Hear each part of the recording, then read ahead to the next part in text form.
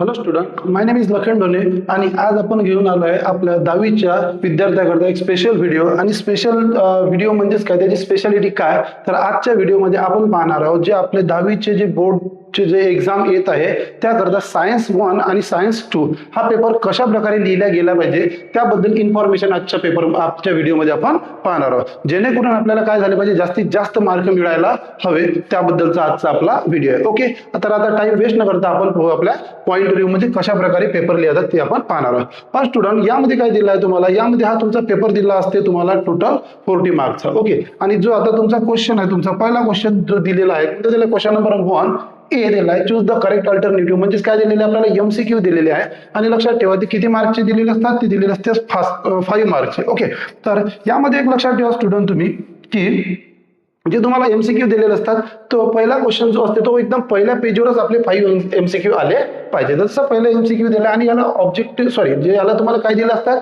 याला तुम्हाला ऑप्शन सुद्धा दिलेले असतात. मी जरी दिलेले नसेल तर 5 तुम्हाला दिलेले आहे. तर यामध्ये आता पहा काय दिलं सर्वात पहिले, यामध्ये दिला आहे तुम्ही गुड, एक एक्झाम्पल घेतलाय मी.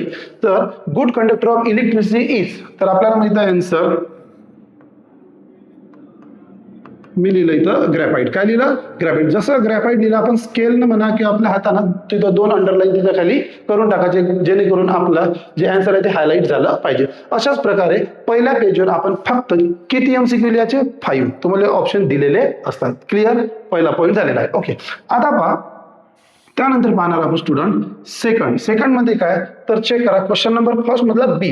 यामध्ये सुद्धा तुम्हाला काय दिलं असतात, यामध्ये तुम्हाला दिलं असतात पुन्हा 5 एमसीक्यू दिलेले असतात. क्लिअर, तर यामध्ये तुम्हाला ऑड मॅन आउट सुद्धा दिलेले असतात, यामध्ये ट्रू ऑर फॉल्स सुद्धा दिलेले असतात, यामध्ये तुम्हाला मॅच द पेअर. पण लक्षात ठेवा स्टुडंट, मॅच द पेअर जर तुम्हाला दिलेले असेल, काय दिले असेल, मॅच द पेअर, तर सपोज एखादं तुम्हाला काही एक्झाम्पल दिले असेल, इथं एक्झाम्पल घे आणि त्याचा जर आपल्याला आन्सर लिहायचं असेल तर आपण काय करायचं, ॲरो करायचा आणि त्याच्या समोर त्याचं काय करायचं, आन्सर लिहायचं, जेणेकरून काय झालं पाहिजे, आपलं प्रेझेंटेशन चांगलं असलं पाहिजे. असं तोरण लावतो या पद्धतीने आपलं काय नसलं पाहिजे, तिथं आन्सर असायला नको. ओके, तर या ठिकाणी आपले जे क्वेश्चन आहे म्हणजे फर्स्ट नंबरचा, त्यामध्ये आपल्याला काय झालं, एमसीक्यू क्लिअर झालेले आहे. क्लिअर.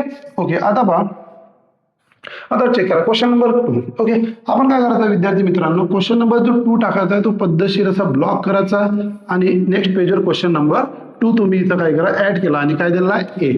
ओके, आता काय दिलं आहे तुम्हाला, गिव्ह द रिझन. काय दिलं आहे, गिव्ह द रिझन. तर गिव्ह द रिझनचे 5 स्टुडंट तुम्हाला किती दिले आहे, तुम्हाला विचारले ते 2 आणि आपण किती, आपल्याला किती मार्क्स दिले, 4. पण आपण तिथे 3ही लिहायचे, सेफ मध्ये राहायचं. जसं पहिला क्वेश्चन दिलाय तुम्हाला, sodium is always kept in kerosene. तर यामध्ये काय करायचं स्टुडंट, जे तुम्ही पॉईंट वाईज एक तर आन्सर लिहायचं, काय लिहायचं, पॉईंट वाईज आन्सर लिहिल्यानंतर सर्वात शेवटी तुमचं गिव्ह द रिझन झालं तर चौथा पॉईंट काय करायचा, आपण चौथा पॉईंट इथं करायचा देअरफॉर.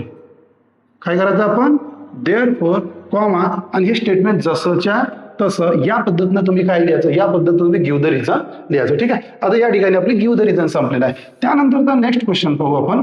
ओके, त्यानंतरच्या नेक्स्ट क्वेश्चन मध्ये दिला आहे, चेक करा क्वेश्चन नंबर 2 दिला, 20 दिला, आन्सर द फॉलोइंग क्वेश्चन. यामध्ये तुम्हाला एखादी ऍक्टिव्हिटी विचारू शकते आणि स्पेशली लक्षात ठेवायचं स्टुडंट, ऍक्टिव्हिटीवर पूर्णतः फोकस करायचं, कारण की ऍक्टिव्हिटीचे आपले मार्क मिळतात. आता यामध्ये पण तुम्हाला विचारले एनी 6 मार्क्ससाठी आपण 3 लिहून टाकायचे, जे तुम्हाला 3 येते ते आणि जे तुम्हाला वाटते आपल्याला येते पण आपल्याला लिहायचे नाही, त्यासाठी काय करायचं, जागा सोडून द्यायची. त्याच्यानंतर उरलेले 2 ज्यावेळेस आपला पेपर होऊन जाते, आपला जो टाइम असते त्यावेळेस यांना सॉल्व्ह करायचे. आणि विशेष म्हणजे काय, तर यामध्ये लक्षात ठेवायचं किती मार्क्स आहे, 2 मार्क्सचा एक क्वेश्चन आहे. कमीत कमी आपल्याला एका क्वेश्चनसाठी आपल्याला 4 पॉईंट लिहिणे कंपल्सरी आहे, म्हणजे जेणेकरून काय आपलं प्रेझेंटेशन आणखी चांगलं राहील, आपल्याला जास्तीत जास्त मार्क मिळेल. या ठिकाणी आपला जो सेकंड क्वेश्चन झालेला आहे.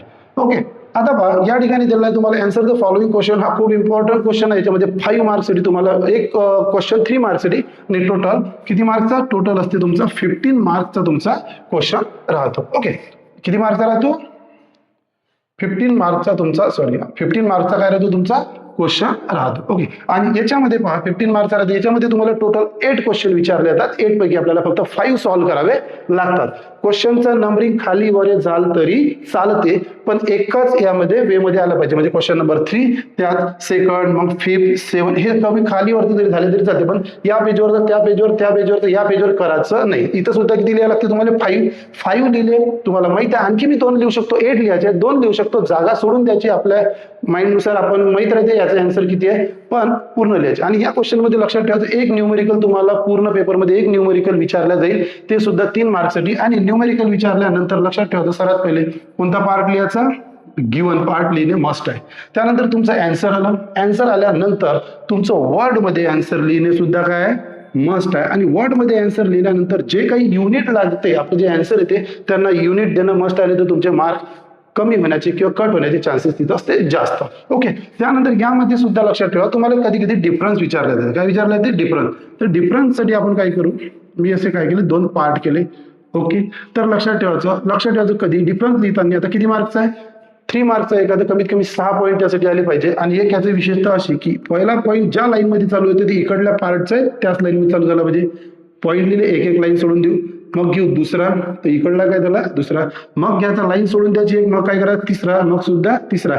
तर हा तिसरा, हा तिसरा, हा दुसरा, हा जो एकाच लाईन मध्ये येणं काय आपल्याला नेसेसरी आहे, जेणेकरून आपलं प्रेझेंटेशन काय होईल, चांगलं होईल. ओके, तर या ठिकाणी लक्षात ठेवा, खूप इम्पॉर्टंट क्वेश्चन आहे, तुम्हाला 15 मार्क्ससाठी तिथं विचारला जातो, आपले मार्क तिथं कमी व्हायला नको. त्यानंतर पहा स्टुडंट, या ठिकाणी आता पाहणार आपण लास्ट क्वेश्चन. कोणता क्वेश्चन, लास्ट क्वेश्चन. खूप इम्पॉर्टंट क्वेश्चन आहे. किती मार्क्ससाठी विचारला जातो, तुम्हाला 5 मार्क्ससाठी तुम्हाला विचारल्या जातो. ओके, तर यामध्ये काय करायचं, फर्स्ट नंबर असो की सेकंड नंबर नाही हो, सर्वात पहिले फोकस करायचं ऍक्टिव्हिटीवर. कशावर, ऍक्टिव्हिटीवर. तर ऍक्टिव्हिटीवर का, कारण की ऍक्टिव्हिटीमध्ये कमी वेळामध्ये कमी वेळामध्ये आणि कमी जास्त लोड न घेता आपल्याला एका सेंटेन्ससाठी एक मार्क दिला जाते.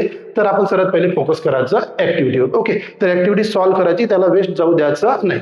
आणि त्यानंतर आपला पेपर झाल्यानंतर जो सेकंड क्वेश्चन उरलेला आहे त्याच्यावर सुद्धा फोकस करायचा, तो लिहायचा. कारण की 5 मार्कचा क्वेश्चन आहे, रिस्क द्यायची नाही. एक्स्ट्रा लिहिलं तर आपण काय सेफ झोन मध्ये राहू शकतो. तर या ठिकाणी चेक करा स्टुडंट, आपला पूर्ण पेपर आपण पाहिलेला आहे, कशा पद्धतीनं प्रेझेंटेशन ठेवायचं.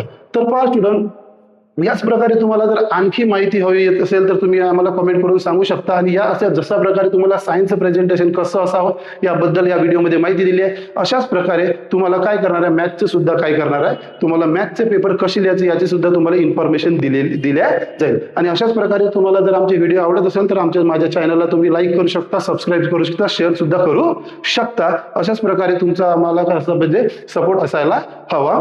थँक्यू.